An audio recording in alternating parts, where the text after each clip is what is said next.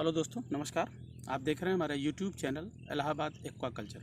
स्वागत है आपका हमारे इस चैनल में। दोस्तों, आज का जो टॉपिक है आपके लिए वो है बरसात के मौसम में हम अपनी मछलियों का रखरखाव मैनेजमेंट कैसे करें। दोस्तों, बरसात के मौसम में जो मैनेजमेंट है फिश फार्मिंग का वो थोड़ा ज़्यादा है। वो इसलिए ज़्यादा है कि इस समय डीओ लेवल थोड़ा सा कम ज़्यादा होता है क्लाउडी वेदर की वजह से, और पैथोजेंस अटैक्स ज़्यादा होते हैं। डिकम्पोजिंग की प्रक्रिया हमारी थोड़ा स्लो हो जाती है। उसका रीज़न ये है कि सन की जो रेज़ है वो बराबर हमारे पॉन्ड में नहीं मिल पाती, जिस वजह से हमारे इकोसिस्टम पे तालाब के बहुत बुरा प्रभाव पड़ता है। पूरी तरीके से उनका जो प्रक्रिया है वो कंप्लीट नहीं हो पाता, तो बहुत सारा डिसबैलेंस तालाब में और हो जाता है। और ऐसे समय में जब मछली स्ट्रेस में होती है और इन सब फ्लक्चुएशंस में उसमें पीएच भी हमारा थोड़ा सा बहुत ऊपर नीचे भागता है, तो ऐसे मौसम में पैथोजेंस का अटैक, बैक्टीरियल अटैक बहुत ज़्यादा बढ़ जाता है। इसलिए बरसात के मौसम में हमें थोड़ा ज़्यादा रखरखाव की आवश्यकता है, खासकर उन भाइयों के लिए जो कार्प का, सेहरे वाली मछलियों का ज़्यादा पालन करते हैं। उनके लिए तो बहुत अलर्ट होने की ज़रूरत है। और साथ में वो भाई भी जो मिक्स कल्चर करते हैं या पॉन्ड कल्चर करते हैं, उनके लिए रेन सीज़न में ज़्यादा केयर की आवश्यकता होती है। तो मैं वन बाई वन आपको बताता हूँ कि कैसे किस में आपको ज़्यादा क्या ध्यान देना है और क्या करना है आपको। पहला पॉइंट कार्प कल्चर के लिए, जो रोहू, कतला, मृगल का कल्चर करते हैं दोस्तों, या अन्य exotic carp, silver carp, grass carp और आमूर कार्प वगैरह का पालन करते हैं। तो दोस्तों, यहाँ आपको सबसे ज़्यादा सचेत रहने की ज़रूरत इसलिए है कि तालाब में फ्लक्चुएशन बहुत ज़्यादा होता है। एक्वाटिक बीट्स वगैरह पे बहुत असर पड़ता है। ऑक्सीजन का बहुत इधर उधर का जो है समन्वय बिगड़ जाता है उसमें। तो जो डीओ लेवल जब कम होता है दोस्तों, तो मछलियाँ आपकी ऊपर क्लाउडी वेदर में आ जाती हैं। अच्छा, क्लाउडी वेदर में आती हैं, उसके भी दो रीज़न हैं। मैं उन तमाम किसान भाइयों को ये बताना चाहता हूँ कि आप ये ना सोचिए कि अगर मछली आपकी ऊपर आई है दोस्तों, तो सिर्फ डीओ लेवल की वजह से आई है। ये तमाम जो एक्सपर्ट किसान हैं वो भी जान लें, जो नहीं जानते हैं वो भी जान लें। ये एक भ्रम है कि डीओ लेवल ही सिर्फ कम हुआ है। 90% केसेस में ये होता है कि जो नीचे का मटेरियल है, स्लज मटेरियल, वो इतना ज़्यादा हो जाता है, फीकल मैटर, उसकी वजह से, या आपका जो एक्सेस जो चारा जा रहा है उसका डिकम्पोजिशन नहीं हो पा रहा है ठीक से, उसकी वजह से जो नीचे ब्लैक सॉयल या हाइड्रोजन सल्फाइड का जो H2S गैस का जो बढ़ना है वो इतना ज़्यादा हो जाता है, उसकी वजह से डीओ शार्ट होता है। और हम सिर्फ डीओ को एक लेते हैं, क्लाउडी वेदर है, डीओ कम हो गया इसलिए मछली मर गई। नहीं, उसका रीज़न सबसे ज़्यादा ये है। और उनके लिए भी ये चेतावनी है जो रोहू, कतला डाले हुए हैं अपने पंगेसियस फिश के साथ या कोई हाई वैल्यू फिश के साथ, जिनमें वो ज़्यादा चारा कंज्यूम करते हैं, उनमें फीकल मैटर नीचे बहुत ज़्यादा होता है। तो उनको ज़्यादा ये चीज़ देखने को मिलेगी कि अचानक से कार्प मछलियाँ ऊपर आ जा रही हैं, सांस लेने लग रही हैं, और आगे हो सकता है उनको मास मॉर्टेलिटी देखने को मिले। उनको रेड डिजीज़ वगैरह, रेड फिन वगैरह में उनको स्पॉटेड वगैरह ब्लड का आपको देखने को मिल सकता है। तो उनको ये ज़्यादा सचेत रहने की, जो उनका फीकल मैटर बढ़ा हुआ है, इस वजह से H2S बढ़ा है। H2S की वजह से ये सारा मैटर सब गड़बड़ है। ब्लैक सॉयल इफेक्ट जो है आपको ये बहुत ज़्यादा हार्म करता है इस मौसम में। आप देख लीजिएगा, उन सभी भाइयों के लिए है जो कार्प का खेती रोहू, कतला, मृगल के साथ में पंगेसियस का पालन ज़्यादा किए हुए हैं, या अन्य हाई वैल्यू फिशेस का जिनका लोड ऑफ कैपेसिटी चारे का ज़्यादा है, तो उनके लिए बहुत सचेत होने की ज़रूरत है। का जो निवारण है वो भी आप समझ लीजिए कैसे करना है। जो पंगेसियस के साथ रोहू, कतला, मृगल डाले हुए हैं, उनको जो है टॉक्सीमार या युक्का फ्रेश वगैरह यूज़ बराबर करते रहना चाहिए। टॉक्सीमार जो है जो टॉक्सिन वगैरह को कम करेगा, जो हार्मफुल गैसेस को एब्जॉर्ब करेगा, सिलिका ऑक्साइड वगैरह टाइप का कॉम्बिनेशन या युक्का का कॉम्बिनेशन, और इस तरीके का आपको बराबर प्रयोग करते रहना है। बरसात में आपको जुलाई से लेकर सितंबर तक ये चीज़ आपको रखनी है। साथ में आपको लाइमिंग प्रॉपरली करनी है।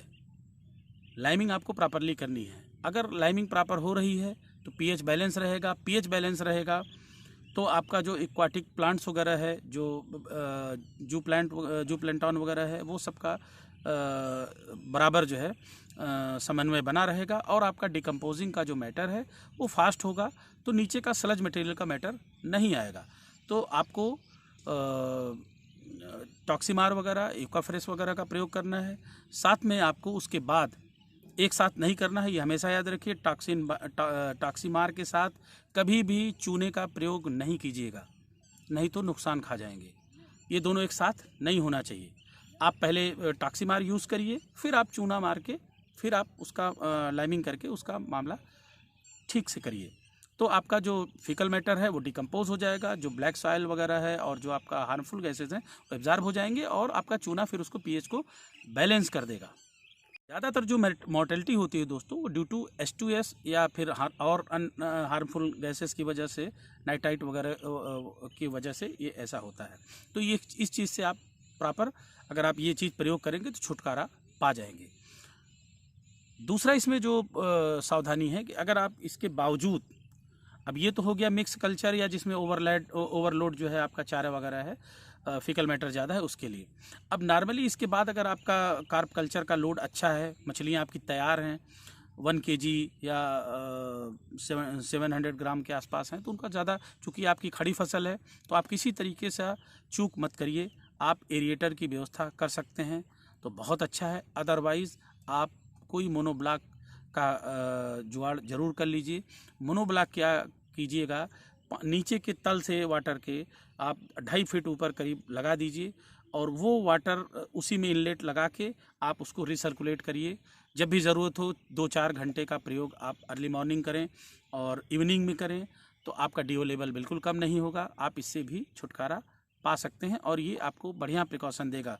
एरिएटर है तो बहुत अच्छा है, नहीं है तो आप मोनोब्लॉक का भी प्रयोग कर सकते हैं। एक चीज़ और समझ लीजिएगा दोस्तों,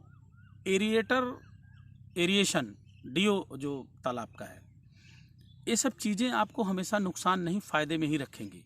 तो अभी कभी भी अगर आप अगर उस स्थिति में है कि आप एरिएशन दे सकते हैं, एरिएटर का खरीद सकते हैं, तो आप ज़रूर एरिएटर दीजिए।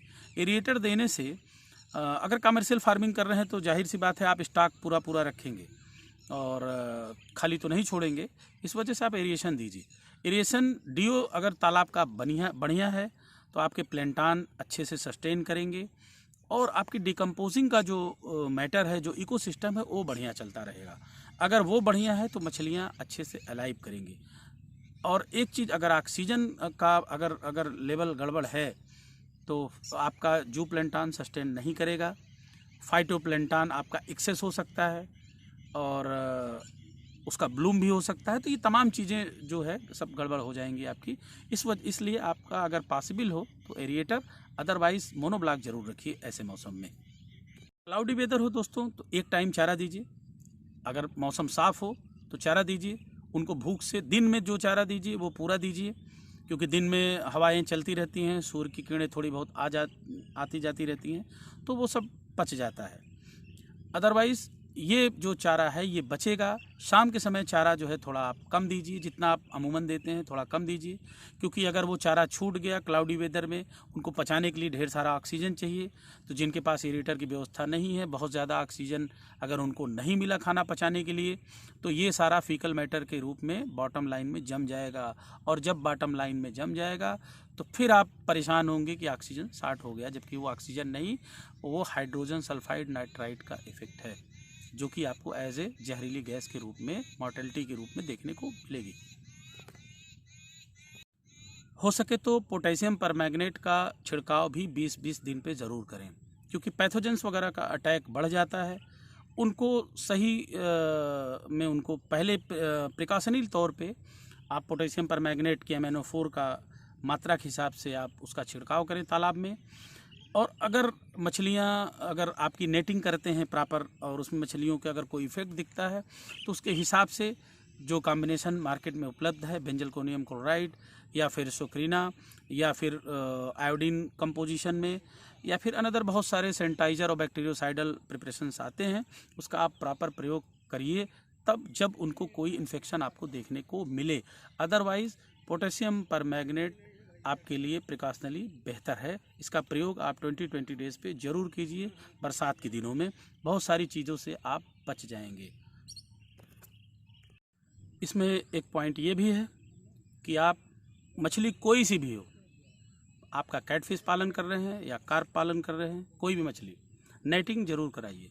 प्रॉपर नेटिंग कराने से आपको क्या होगा कि उनके डिजीज़ आउटब्रेक हुए हैं कि नहीं हुए हैं, वो नॉर्मल हैं, क्या कंडीशन में है, वो आपको पता चलता रहेगा।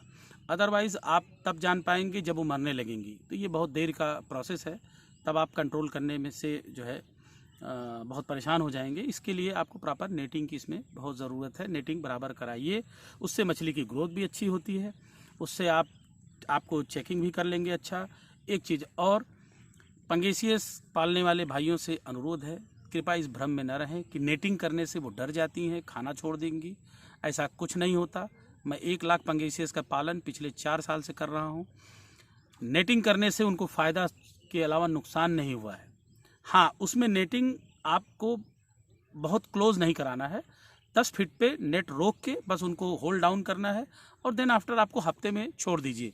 मछली की ग्रोथ अच्छी होगी, उनका जो ऊपर का जो लेयर है वो साफ़ हो जाता है, और उस समय आप साल्ट बाथ वगैरह भी करा देंगे तो उससे बेनिफिट है।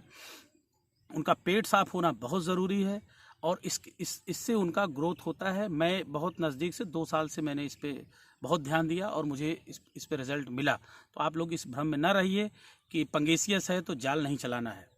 बिल्कुल चलाइए, इसका रिज़ल्ट आप करके देखिए। आपको मछली टाइट मिलेगी और ज़्यादा देर तक टिकने वाली मछली मिलेगी, क्योंकि बहुत से पैकारों किसानों का शिकायत होता है कि मछली ले गए साहब और वो मर गई रास्ते में, वो पहुंच रहे हैं तो बहुत जल्दी मर जा रही है। ये सब बहुत सारा रीज़न है।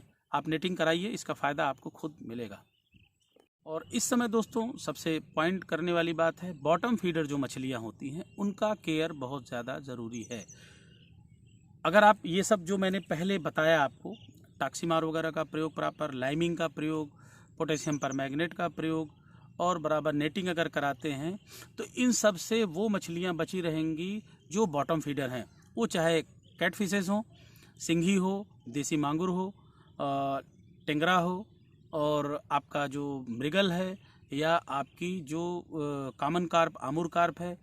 आमूर कार्प, कॉमन कार्प इस समय इसीलिए ज़्यादा मरती हैं क्योंकि वो स्लज मटेरियल वगैरह इतना नीचे बैठ जाता है, उनके रहने की जगह जो है बहुत ज़्यादा दूषित हो जाती है।